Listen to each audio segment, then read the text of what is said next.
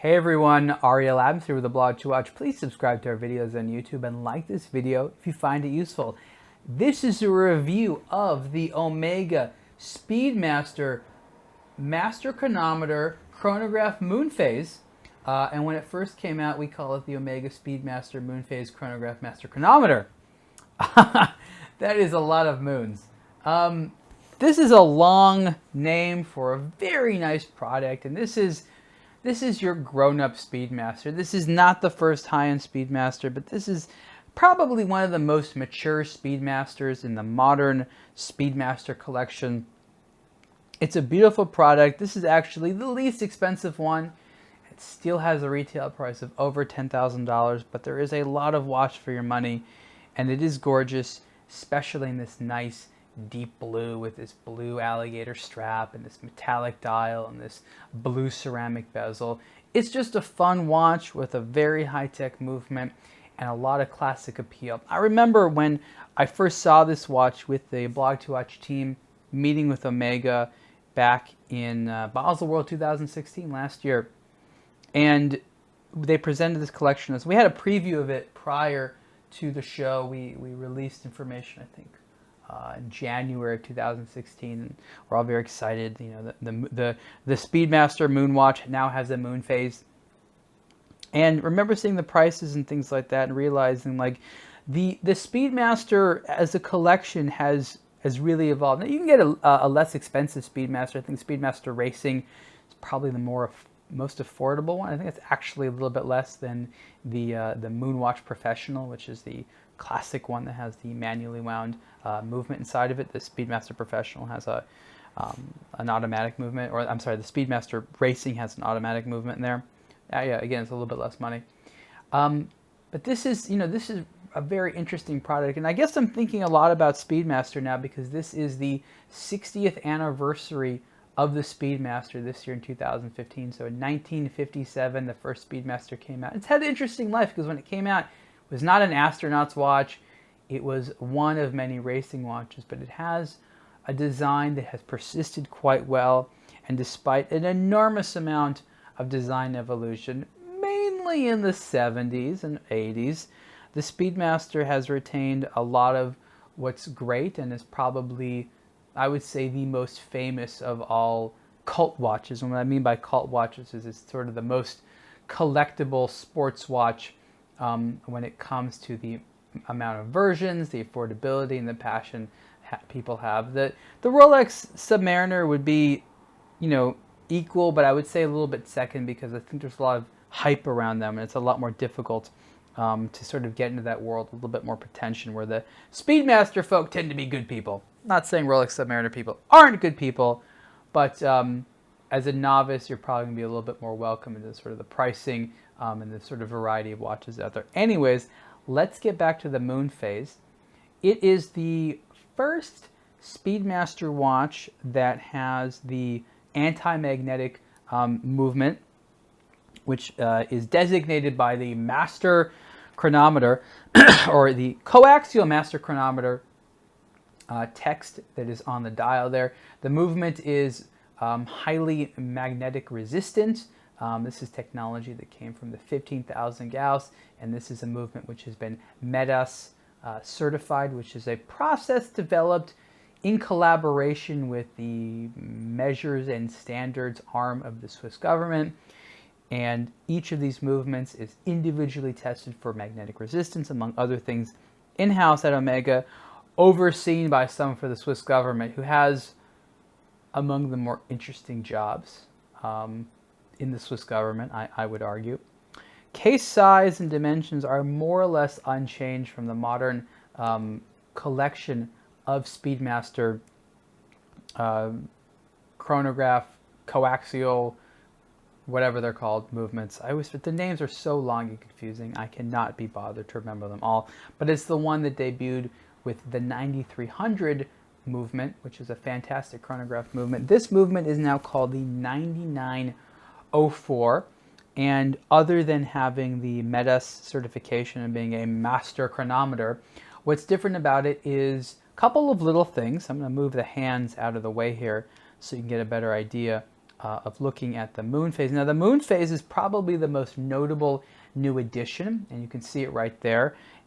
This space wasn't really taken up by too much in other versions of the watch. So I mean, there was a date down there, and the date down there is no longer there. The date is now here inside of the subdial for the running seconds. I had the crown out, so it stopped moving there. So that's the running seconds hand.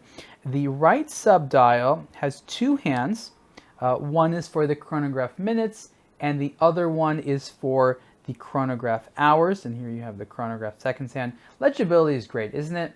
Omega does such a good job.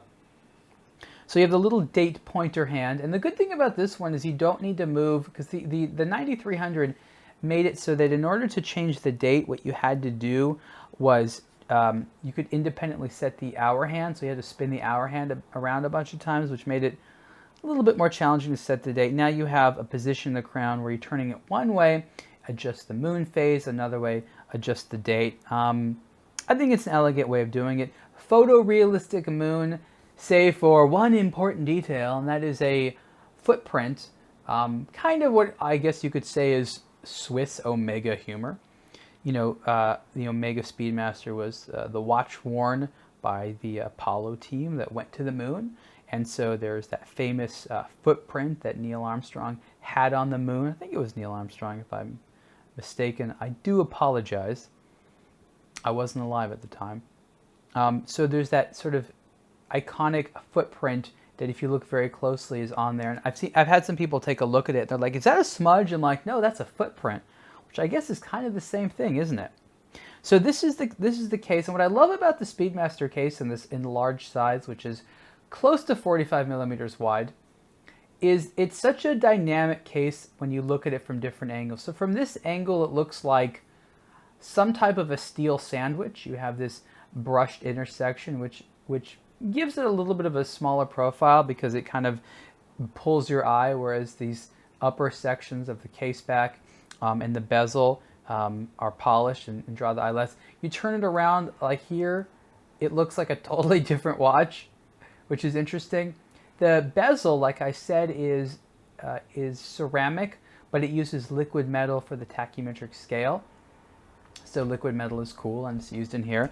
Various different versions of the moon phase. There were so many. There were interesting ones. The Speedmaster Moonphase Master Chronograph Moonphase had, so in steel there was blue and there was black.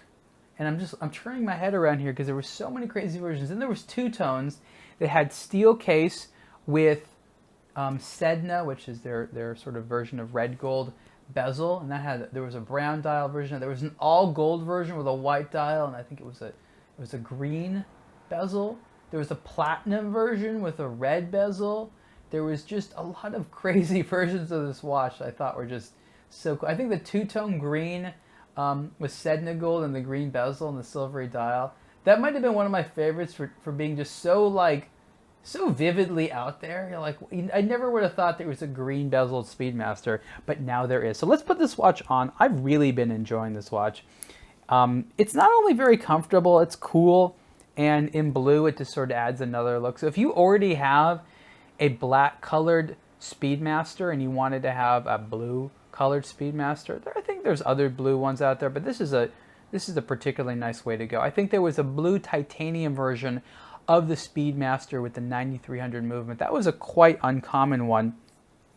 I think they ended up making it. Yeah, I'm pretty sure they did. So that was basically this watch. It's a little bit more of a matte powder blue, so I wouldn't call it the same. This is definitely a little bit more of an attractive blue because it has that sort of sunray finish, metallic blue dial there. The moon phase is useful. I don't know how often you'll use it. It's just one more thing to set and keep set if you're not, keeping the watch wound all the time. But it is the Moonwatch. So they have the Speedmaster Moonwatch. This isn't the Moonwatch Professional, but have a moon phase. Just kind of makes sense. Sometimes you look at it and you think to yourself, well, it is just kind of the standard Speedmaster and they threw a moon phase in there. And other times it makes a case for itself. Again, it gives a little bit more of a mature look. At Basel World 2017, it's already been announced by Omega, so I'm not breaking any news.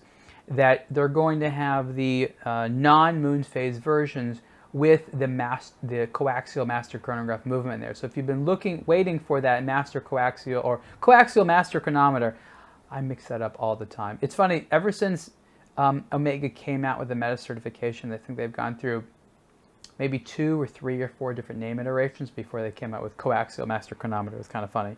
And so you have different watches that have slightly different versions of the name. Collector's items, right?